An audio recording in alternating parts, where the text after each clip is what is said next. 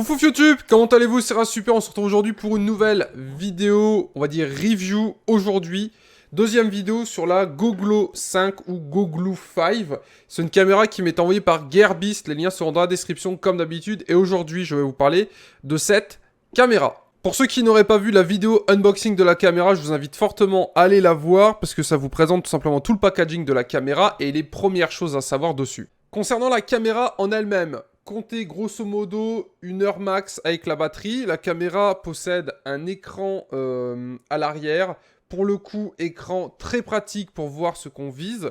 À noter qu'elle est normalement compatible avec une application téléphone que je n'ai jamais trouvée sur l'Android Market. Donc je n'en ai pas eu l'utilité parce que l'intérêt d'une application mobile, c'est pour voir ce qui se passe sur la caméra. Mais vu que cette caméra a un écran, il n'y a pas vraiment besoin d'avoir une application Android tout simplement. Donc moi j'ai pas cherché plus loin, j'ai regardé rapidement, j'ai pas trouvé. Deuxième chose à dire sur cette caméra, et là c'est un énorme point négatif, c'est son nom. Elle s'appelle la Goglo 5. C'est très très proche de Google 5 et pour info, il se trouve que quand on tape Goglo 5 dans Google, ce qui ressort en premier c'est le Google 5. Donc pour le coup, vilaine contrefaçon juste au niveau du nom, parce qu'il est quasiment impossible de trouver des infos sur cette caméra, parce que dès qu'on tape Goglo 5, YouTube, enfin Google pense qu'on cherche des infos sur le Google 5, et du coup, on trouve juste que dalle dessus. Donc c'est vraiment une caméra, on va dire no name, le nom un petit peu passe-partout qui se rapproche beaucoup de Google 5. Voilà à peu près pour les gros défauts de la cam. C'est vraiment là au niveau du nom, ils auraient vraiment pu faire un effort et l'appeler autrement. Parce que là c'est vraiment une pâle copie de Google 5 et essayer de ressortir au niveau des recherches sur Google. Mis à part ça, la caméra est très légère, a fait le poids d'une cam normale. Elle est fournie donc avec plein de petits accessoires. Allez voir la vidéo review, ce sera en description pour ceux qui veulent des infos là-dessus. Moi je l'ai utilisé exclusivement en motovlog. Le casque est derrière, il y a le petit truc qui est monté dessus encore. Donc j'ai eu une utilisation uniquement motovlog. C'est-à-dire que ça bouge un petit peu, ça va assez vite. Peut-être pas l'utilisation de Monsieur Tout-le-Monde. Mais moi c'est l'utilisation que j'en ai eu. Au niveau de la solidité, tout ça, ça m'a l'air assez solide. Petit point négatif au niveau du cache de batterie, c'est super chaud à retirer. C'est un peu galère à retirer en fait. Donc pour le coup c'est un petit peu dommage parce qu'en fait c'est... le petit truc en caoutchouc là qu'il faut lever, enfin qu'il faut tirer, donc qu'il faut lever et après il faut gratter pour retirer le cache batterie. Pour le coup ça c'est vraiment dommage parce que c'est un truc qui je pense risque de casser si on retire souvent la batterie. Donc pour le coup c'est un peu ballot. A noter que vu que c'est une caméra chinoise, les batteries ne valent rien du tout. Moi j'utilise une Xiaomi Yi quasiment toutes les semaines. J'ai acheté un pack de batteries rechargeables plus le chargeur pour 10 €. Donc c'est vraiment pas cher, c'est du chinois, donc les accessoires se trouvent par milliers. C'est compatible accessoires GoPro, donc ça c'est plutôt sympathique. Concernant la cam, c'est du Full HD 1080p, il n'y a pas de 60 fps en 1080, mais il y a le 60 en 720. Petit peu dommage qu'il n'y ait pas le 60 fps. En gros, pour résumer, grosso modo, cette caméra-là, c'est quoi? C'est un compromis entre soit le 1080p 60, soit l'écran derrière. À vous de voir ce que vous préférez. Au niveau de la qualité, tout ça, on va le voir après. Il n'y a rien de ouf, hein, c'est pas bluffant, ça reste correct, mais c'est pas bluffant. Après, on est sur une caméra à 67 $. En euros, ça fait quoi? Ça fait 57, 58 €, je pense, quelque chose comme ça. Donc, on est vraiment sur une caméra, on va dire pas bas de gamme, mais plutôt tout public. Parce que c'est loin d'être une caméra bas de gamme, les images qu'elle fait sont plutôt sympathiques. Mais voilà, quoi, c'est pas une Hero 4. Moi qui ai une Hero 4 il n'y a pas si longtemps que ça. Là, il n'y a pas photo. La Hero 4 l'écrase, mais largement. Les couleurs dessus sont un petit peu plus jolies que la réalité, on va dire, parce que mon ciel chez moi est un petit bleu gris. Sur la caméra, on dirait qu'on est sur la Côte d'Azur. Bon, c'est sympathique à regarder, mais c'est pas vraiment le cas. Mais sinon, rien à dire dessus au niveau de la caméra. Au niveau des sorties qui sont disponibles, ça ressemble à ça. On a donc un USB pour le recharger, un HDMI pour le mettre sur la télé et un port micro SD. On va passer aux pages du site directement et il y aura un peu plus d'infos et après on passera à l'essai vidéo. Alors, la page du site, c'est ça, Gearbest, merci à eux pour le lien. Ils m'ont donc contacté pour savoir si j'étais intéressé pour tester cette caméra. Je leur ai dit oui, je suis libre de dire ce que je veux dessus et j'ai pas été payé pour la tester. Je l'ai juste reçue gratuitement, donc si c'est de la merde, je le dis. Ce qu'il y a à savoir, c'est que déjà la caméra là, donc comme je le disais, au niveau du prix, on est sur quelque chose de très intéressant. Mais c'est pas la seule à être à ce même tarif. Comme vous voyez, il y a plein de caméras pas très chères. Ce qu'il faut savoir, c'est que le succès de la GoPro a forcément suscité de l'intérêt chez les autres constructeurs, notamment les Chinois, parce que tout vient de Chine, donc pour eux c'est encore plus simple de faire des petites caméras. Et du coup ils se sont tous amusés à faire des petites caméras, ce qui se trouve qu'il y en a des centaines et des centaines, avec des noms tous les plus improbables que les autres, avec différentes résolutions et tout ça. Nous on va parler de la Google Five, il y a peut-être mieux, il y a peut-être pire, on va uniquement se concentrer là-dessus. Et je vais vous dire ce que j'en ai pensé. Alors, elle est dispo en plein de couleurs. Moi, j'ai reçu la couleur dégueulasse kaki. Hein. C'est ballot. J'aurais bien aimé une autre couleur. Au niveau de l'écran, ça ressemble à ça pour ceux qui avaient mal vu. Sauf que l'écran est un peu moins gros. Hein, quand même, on va pas se mentir. L'écran n'est pas aussi gros que ça. Ils ont un petit peu menti sur le délire. Vous voyez bien que ici, c'est pas vraiment comme ça. L'écran est plus petit, mais il y a un écran et on peut voir ce qu'il y a dedans. Au niveau des spécificités de la caméra, voilà, c'est ça que je voulais vous montrer. C'est quand même plus joli avec ça. La caméra est donc waterproof, il y a un écran de 2 pouces derrière, elle fait Wi-Fi mais je n'ai pas trouvé l'application, car comme je vous le disais, les constructeurs ont eu la bonne idée de l'appeler la Goglo 5, et Goglo 5 ça sort nulle part, ça veut juste rien dire, il n'y a rien qui existe sur cette caméra, c'est vraiment du no-name, à mon avis, le jour où ça tombe en panne, c'est que nel, je préfère vous le dire direct.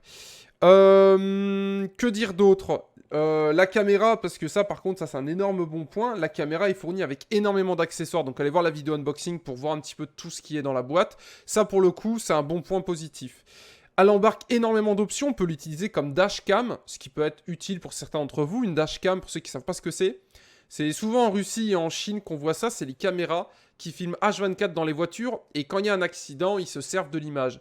En France, ça devient de plus en plus populaire, ça peut être une excellente caméra dashcam, car avec son écran, on le positionne rapidou dans la voiture, on n'y touche plus, on active le mode dashcam et elle va enregistrer en boucle ce qu'elle filme. Donc ça, pour le coup, c'est un énorme point pour cette caméra, parce qu'étant donné qu'il y a un écran, pas besoin du 60 fps pour se servir de cette caméra comme dashcam.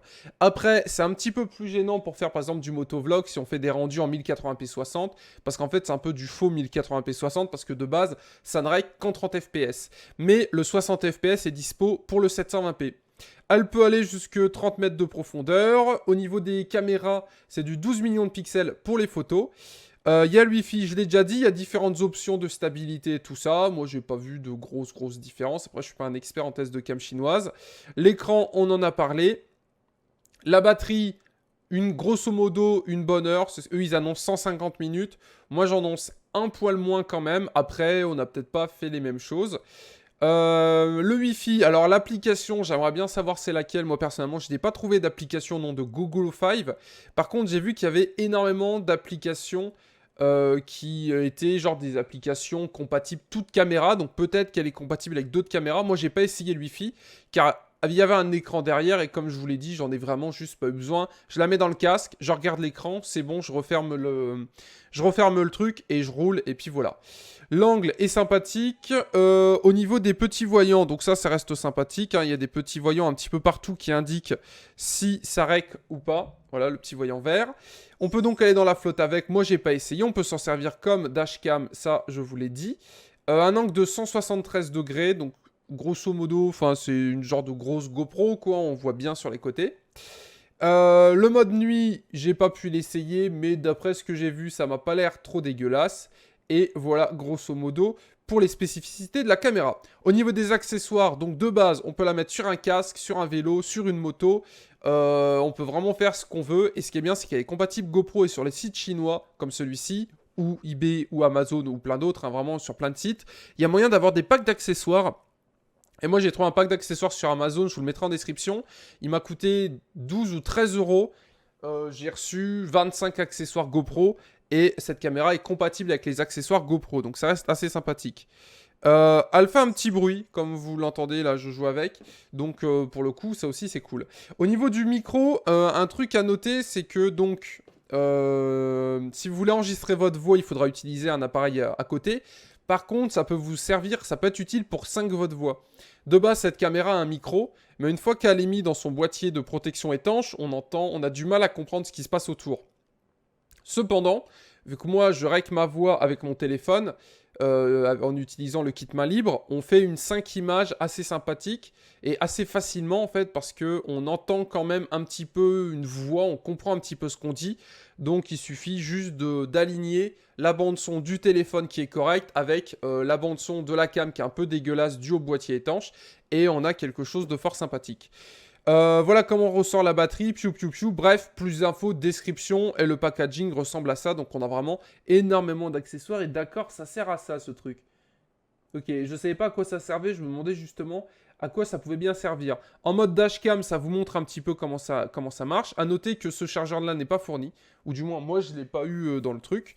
Donc voilà, on passe maintenant, et là il y a ces quelques photos de Chine. Donc vous voyez le ciel, ça tombe bien parce que sur les photos ça se voit aussi. Le ciel fait vraiment bleu turquoise. Moi aussi, ça fait ça. Or, il n'est pas vraiment bleu turquoise, donc les couleurs sont un petit peu explosées, un petit peu plus jolies. Bref, on passe maintenant au motovlog. Alors, maintenant, on passe aux images, parce que c'est ce qui nous intéresse, c'est le plus. Alors, qu'est-ce qu'on peut voir au niveau des images ? Tout simplement, au niveau des couleurs, c'est... Au niveau du ciel, surtout, ça se voit bien, c'est un petit peu explosé, mais sinon, rien de bien gênant, comme vous pouvez le voir. Les images sont sympathiques, les couleurs sont belles, il n'y a pas trop d'effets de flou dégueu, parce que suivant les cams, notamment sur la Xiaomi, je ne sais pas si vous en étiez rendu compte sur les motovlogs, mais plus c'est loin, et plus c'est vraiment très très flou. Par contre, devant, c'est vraiment super net. Donc du coup, alors attendez, on va juste faire ça, voilà. Donc du coup, que dire? La caméra est cool, le prix est très abordable, comme vous allez pouvoir le voir sur les images, ça reste sympathique. Bon là, ça vibre beaucoup, c'est parce qu'on était sur un support qui n'était pas un support GoPro, donc ça secoue pas mal, mais sinon ça reste tout à fait sympathique. Au niveau des vues, moi j'ai utilisé 2 vues, donc première vue, vue moto, et deuxième vue, la vue qu'on pourrait appeler casque en fait, la vue qui est vraiment utilisée dans les motovlogs. Alors pour passer sur la vue motovlog, tout simplement, je l'ai fixé donc sur le côté du casque avec tous les adaptateurs, excusez-moi, qui sont fournis. Et la finalité de la chose, c'est que là, ça rend quand même plutôt bien.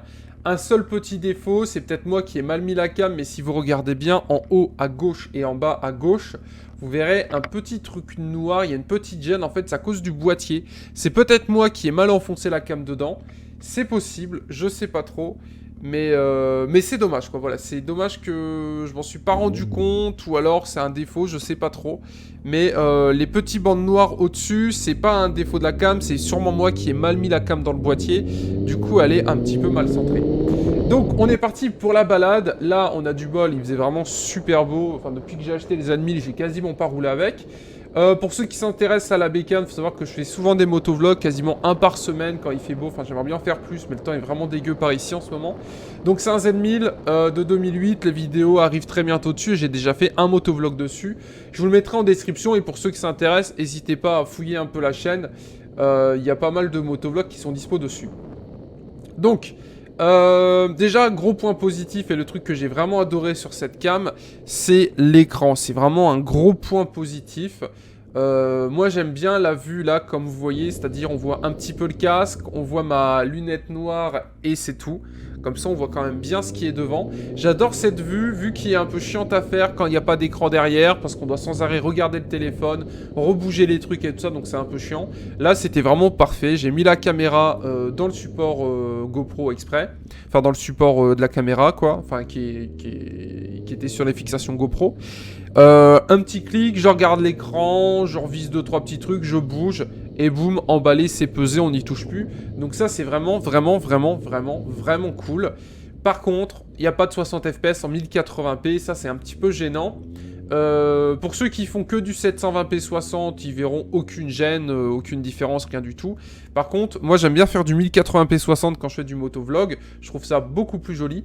Et bon bah là, pour le coup, c'était un petit peu dommage parce qu'il n'y a pas le 60, mais il y a un écran et on est sur une cam à 57 €.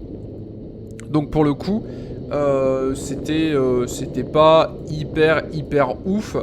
57 €, on a un écran, on a une caméra qui peut servir pour faire des motovlogs, pour je sais pas, pour ceux qui font de l'équitation, par exemple Pierre Coucou, pour ceux qui font du vélo, pour ceux qui, enfin je sais pas, qui cherchent une cam en plus d'une GoPro par exemple. Cette cam peut être parfaite en deuxième cam. Par exemple, on dit qu'on a une cam principale, une Hero 4, ça fait 430 € une Hero 4 pour ceux qui se demandent. Donc ça fait beaucoup d'argent, mais imaginons que vous vouliez une deuxième cam. Là, ça par contre, ça peut être sympathique à mettre sur une vue, je sais pas, au niveau du pot d'échappement, ou derrière, ou tout devant, ou au niveau du guidon. Ça peut être bien cool. Après, en vue principale, c'est pas dégueulasse, mais c'est pas magnifique non plus, mais parce que j'ai toujours tendance à comparer avec une Hero 4.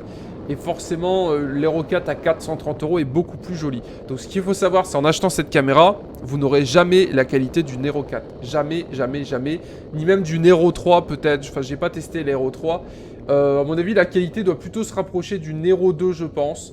Mais ça reste tout à fait honnête, sauf que je vous rappelle le prix. Allez, on va dire 60 €.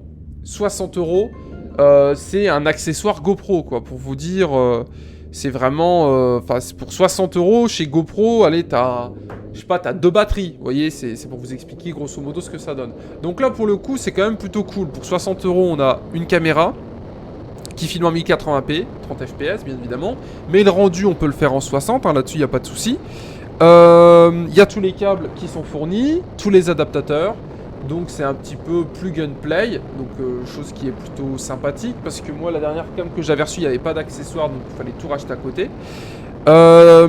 Carte micro SD reconnue sans aucun souci. Moi je l'ai équipée d'une 32 Go au niveau de la carte en Samsung 32 Go. Le taux d'écriture est correct. Au niveau du bitrate, pour ceux que ça intéresse, on est aussi sur quelque chose de sympathique parce qu'au niveau du bitrate, on est sur du 15 000 de bitrate en KB seconde en fait, donc en 1920 par 1080 30 fps. On est sur du 15 000 kbs seconde, donc ça reste tout à fait honnête, hein, c'est vraiment du 1080p que ça règle, donc ça c'est plutôt cool. La stabilité est bonne, on arrive à voir le compteur quand je regarde le compteur, enfin on voit bien tout ce qui se passe.